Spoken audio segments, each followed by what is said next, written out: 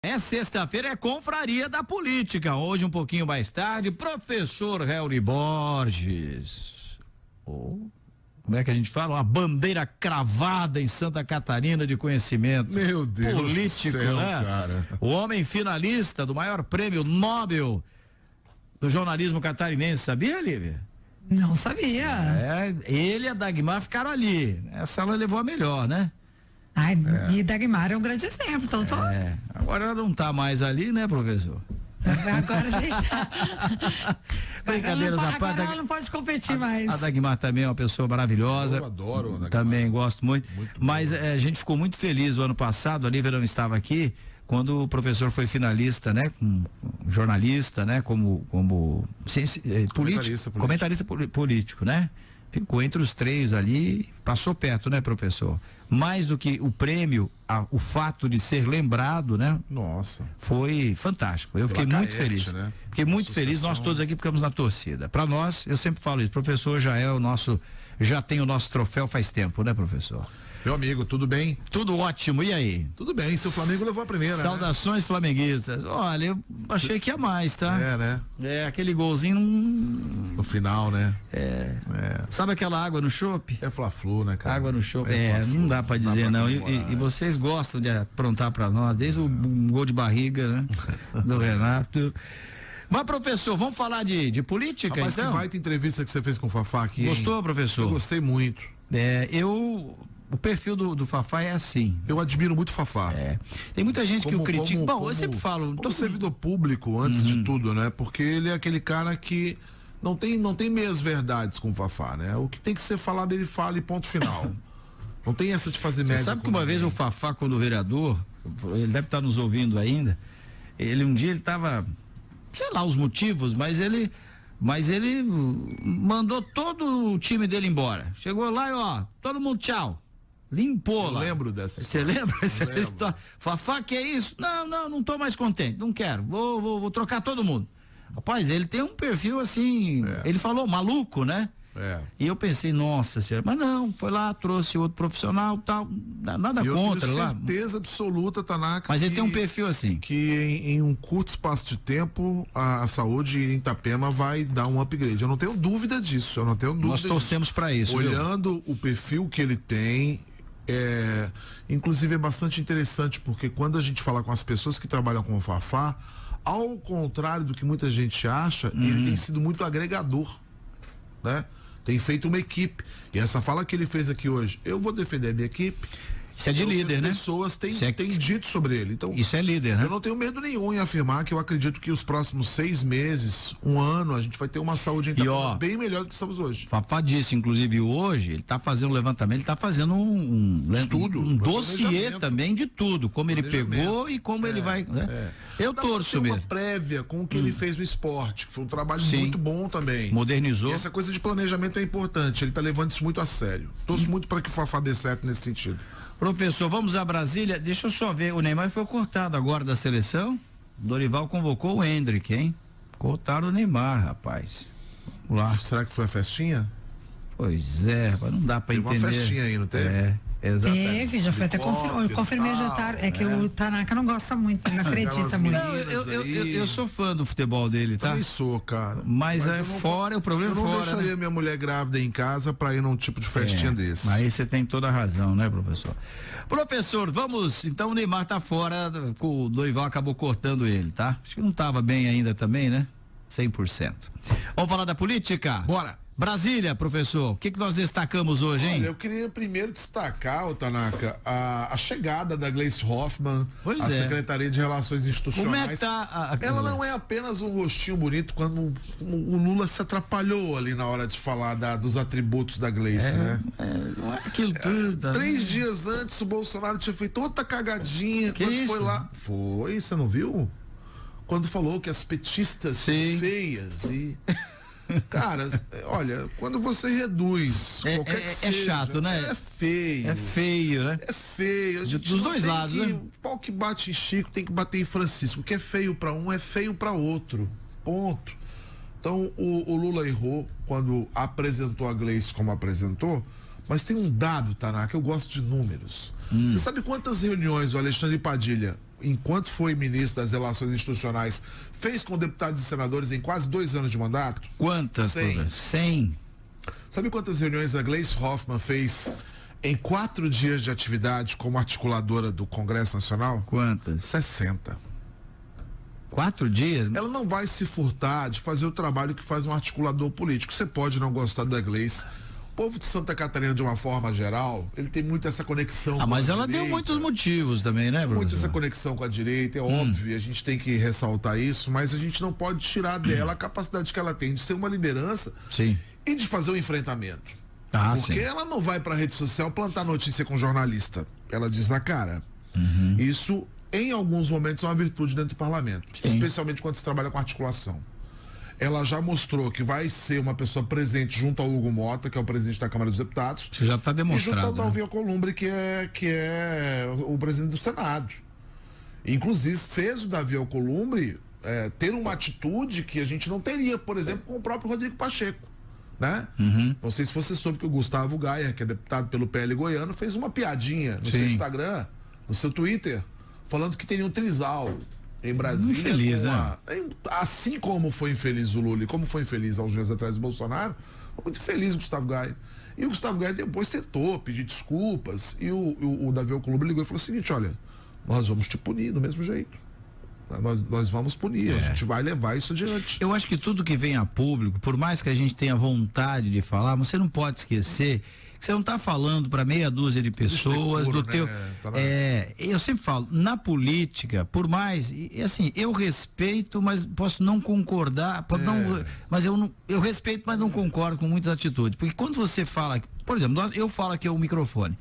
Muitas coisas que eu falo é o que eu penso. Sim. Outras eu tenho que cuidar de falar, porque eu posso machucar alguém. Sempre falo, o microfone, seja ele nas redes sociais ou em qualquer lugar, ele é um revólver, um 38 apontado para a cabeça de cada um. Então, você tem que ter responsabilidade. Deixa eu falar uma coisa para você e para a Lívia aqui, que estão conosco aqui no estúdio. Eu tô com 48 anos de idade e vivo a política, me apaixonei por política quando tinha 9 anos. Eu ouvi a sua história hoje. Eu acho bacana, porque a divergência ela faz parte do processo democrático. É importante. É fato e ela é necessária. Sim. E eu sou de uma época, assim como você, de políticos que estavam em campos divergentes, mas que se respeitavam. Exatamente. Né? Não trabalhavam necessariamente com a ideia da lacração, que hoje é uma coisa muito comum. E isso me incomoda muito nos dias de hoje. Porque o bom político não é aquele que propõe, que faz a discussão, que traz o projeto, é aquele que vai para uma rede social e brada aos 4 cantos do mundo. E o duro é o seguinte, professor, quando a lacração ela é não tem fundamentação. Exatamente. Quando e falta depois, às vezes em 12 horas ela cai por terra. É isso. É pior.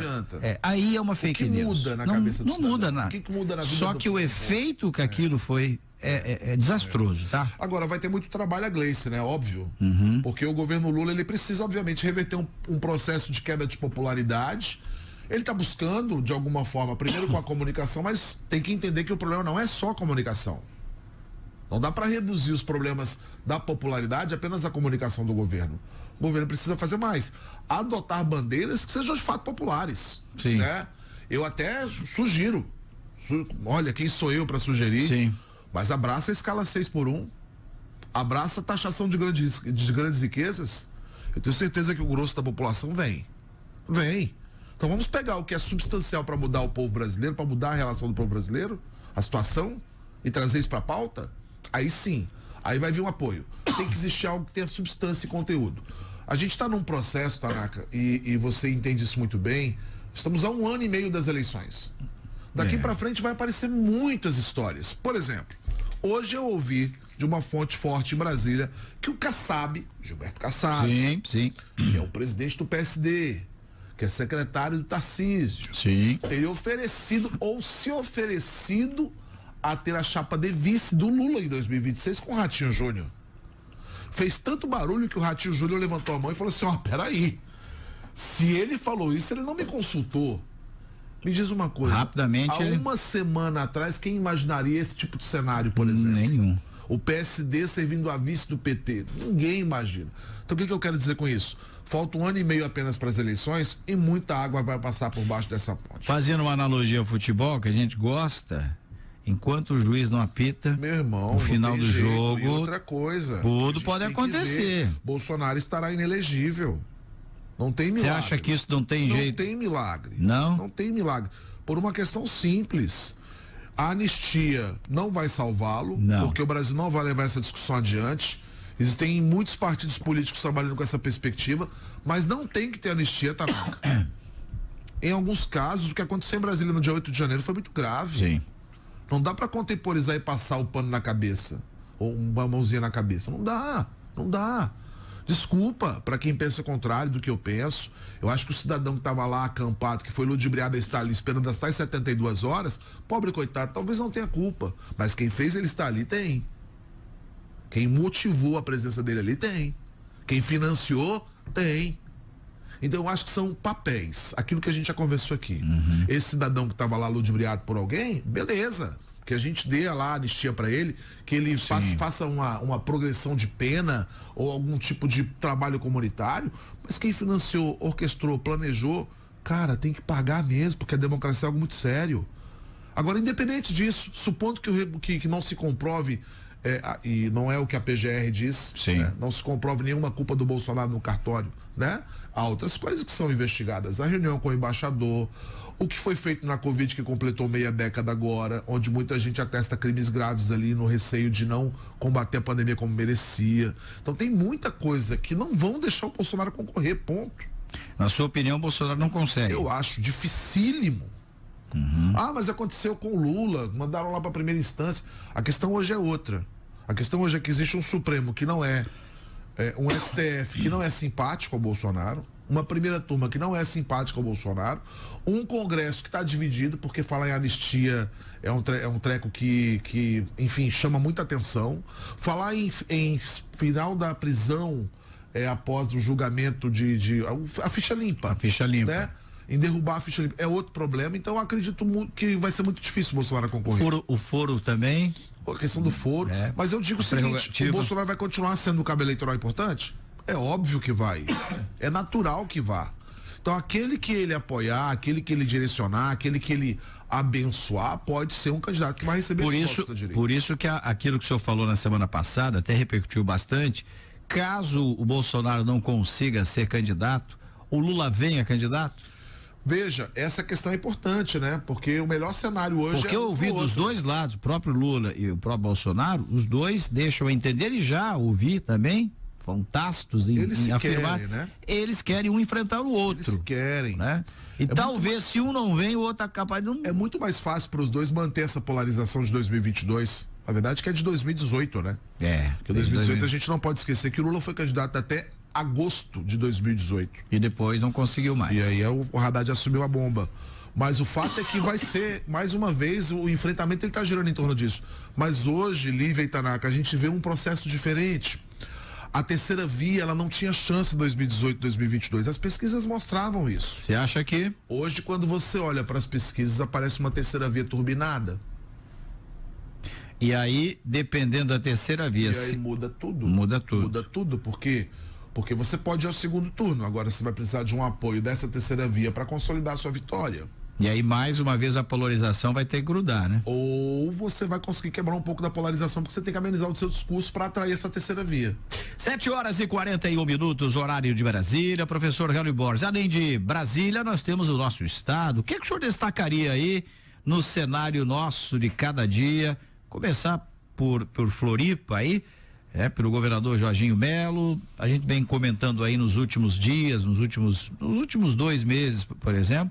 Na virada do ano, o professor ainda inclusive falou, começou a campanha eleitoral. Como é que está o cenário hoje, professor, na sua opinião? Olha, o Jorginho conseguiu uma grande façanha, que foi levar o MDB para o governo. O senhor falava isso, né? Muito interessante a entrevista que o Carlos Chiodini deu essa semana, onde ele dizia o seguinte: a gente não veio para ser coadjuvante, a gente não veio apenas para dar governabilidade.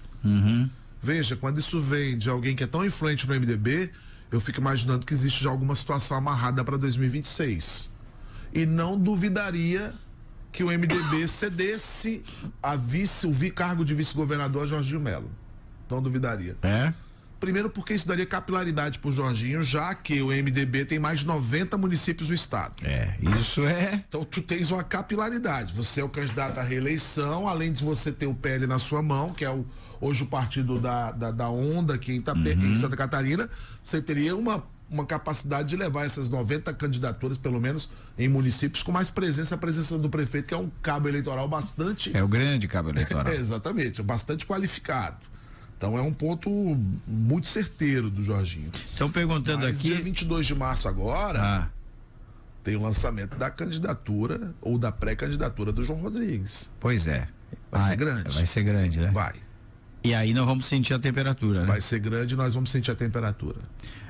Já a gente volta, já pensou, eu achei interessante aqui, não sei quem é o ouvinte, perguntou, Tanaka, João Campos e Jorginho Melo seriam possíveis nomes para disputa? Jorginho Melo tem Foi idade. o Felipe, Tanaka, desculpa, eu coloquei. Felipe. Legal isso, né, Lívia? Porque o João Campos não tem idade. Ele não tem idade, tem isso. O né? Jorginho tem idade. O João Campos é prefeito de Recife, muito bem avaliado. Verdade, ele é um dos... Quem não conhece João Campos, a primeira coisa que vai fazer é o seguinte: vai no teu Instagram e siga, pra você ver o que é comunicação política. Você fica se perguntando, mas que lado ele tá? Porque ele tem atitudes de esquerda, mas também atitudes... Quem acompanha o João Ele Campos, é muito moderno, né? Ele é um negócio... O João Campos, ele diz o seguinte: nós precisamos renovar as pautas da esquerda. É isso, né? E nós precisamos esquecer... Quantos por cento ele fez lá? 76%. 76%. Você sabe que a Raquel Lira, que é a atual governadora de Pernambuco, foi pro PSD. Ela era do PSDB. E ela é muito bem avaliada. Ela tem 60% de avaliação positiva lá em Pernambuco. Tu acredita que quando a gente faz a pesquisa para governador entre João Campos e Raquel Lira, ela sai de 60% de aprovação no governo para 18% de intenção de voto? Por conta do fenômeno Por João conta Campos. do João Campos. Ele deve ser o próximo governador. Tem tudo para ser o próximo governador. Sabe por quê? Porque ele entrega resultado. Eu estava vendo, inclusive, eu conversava com alguns representantes do município aqui de Itapema, eu não vou dar nomes, porque às vezes quando a gente fala assim, o cara é do PL, imagina isso. Eu não consigo, ele elogia eu não consigo entender isso, meu Deus. O que é bom a gente copia. Tem o Recife Digital. Exato. Que é um negócio absurdo. Eu sempre me impressiono. Fantástico, eu já vi. Você, no dia do aniversário de 3 anos do teu filho, tu recebe um WhatsApp dizendo: olha, parabéns pelo aniversário do seu filho, mas a vacina dele X está disponível no posto tal, no dia tal, a hora tal. É o clique zero. Você não foi atrás da vacina. A vacina veio em cima de você. Eu acho que são soluções tão inteligentes que a gente tem que tirar a capa dessa coisa ideológica absurda que mata o Brasil e dizer: caramba, é resultado, é realização, vou lá, vou copiar. Vou criar o Itapema Digital, ou o Porto Belo Digital, ou o Tijuca Digital. Mas vou ter um processo que funciona.